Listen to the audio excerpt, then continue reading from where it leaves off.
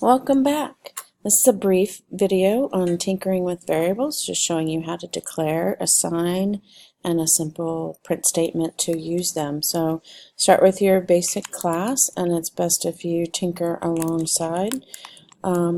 So in the notes video, the first example was a string variable called foo. So we're going to demonstrate that here. So notice string is not a keyword, but this is declaring the foo variable as a string type. Also in that video, some of the other examples were an integer num.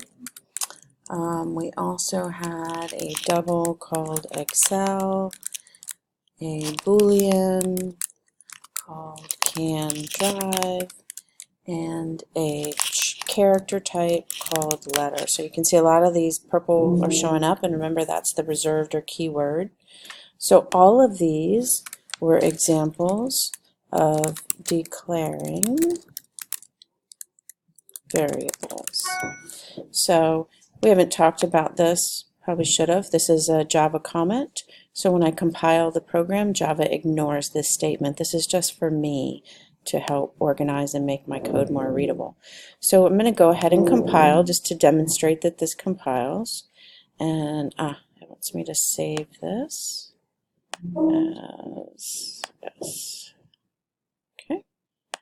Had it in the wrong file, so now that I have a variable demo, and if I run, there's no output because again I'm not telling it to output anything.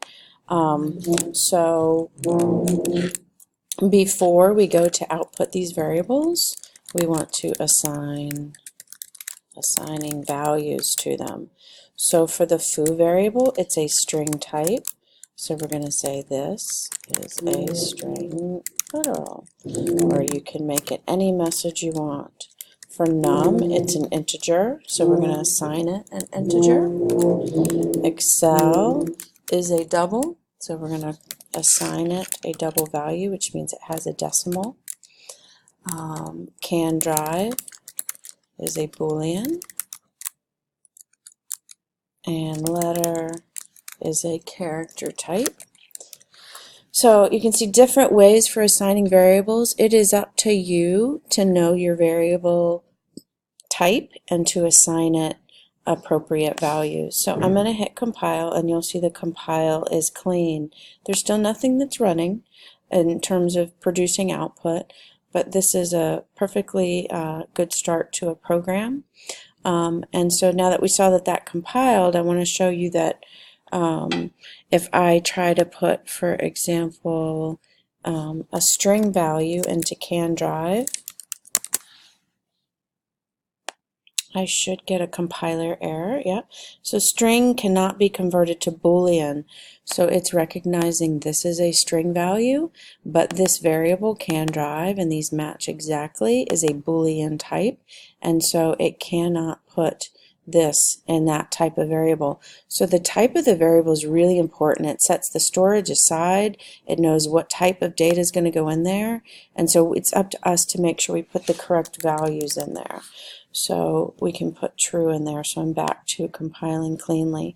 So remember, these variable names need to match exactly as well. If I were to have mistyped this without the camel case, it's not going to find that variable. So it says can't find this symbol because it doesn't match this symbol name correctly. So these variable names, it's important.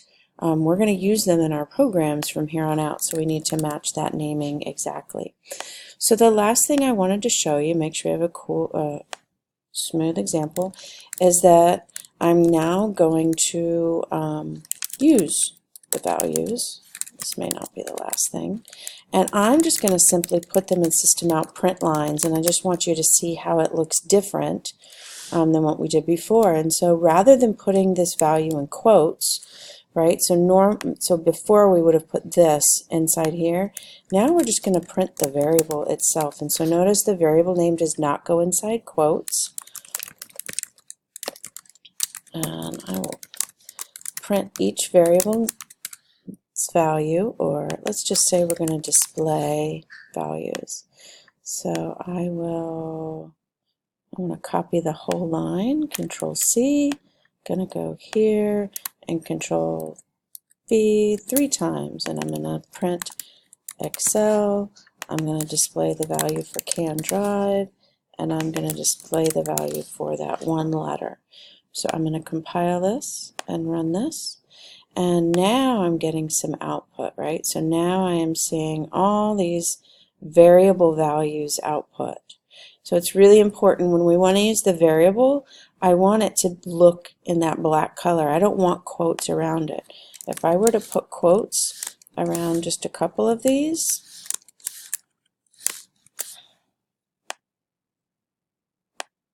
you'll notice that I'm getting what's inside the quotes. I'm not getting the value of the variable.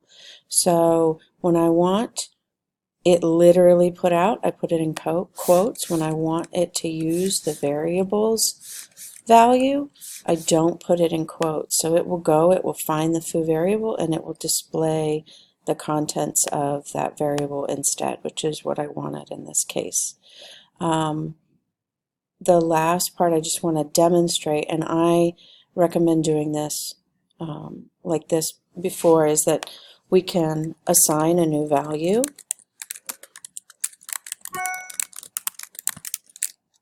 So now if I say foo equals look up, or no, not look up, Google foobar, because I want you to go Google that. This is going to replace the previous value that was there, and we can see that by the time I print foo, that value, this is a string literal, is lost forever. And so we want to be careful when we assign new values, and keep in mind that that is the intent. And so order matters. We run down this program in order, and I execute this line, then this, then this, then this, then this, and then I execute this line, and it's replace something, and then I execute this. So the program is going in order, beginning with that main method. It's working its way down. The other thing I wanted to show you is that I could have assigned the initial value here for num. In fact, all those variables, I could have assigned the initial value here. I recommended that you keep the declaration and assignment separate, but this, when we combine them together, and is called initializing. And in fact, I'm going to change this. This is really initializing. Yeah, initializing is just giving the variable its first value. So here, I'm initializing and declaring separately. So this line is doing both at once. Now again, when I want to assign a new value later to num, I would just use the num. I do not tell you it's an int again. I only tell you the type once. That will save you some errors. So notice now num is going to have the value 25, because going through sequentially, when I hit the 25, that's going to be the latest value for num when I hit the print. Okay, so do some tinkering on your own. Move some print line statements around. Maybe try the lab that I gave. In fact, why don't I just print num here and just demonstrate to you that here's num is 5, and then by the time that I get to these print line statements, num is now 25. So go do some tinkering with variables, just getting comfortable with the syntax and the semantics. Happy coding, and I'll see you next time.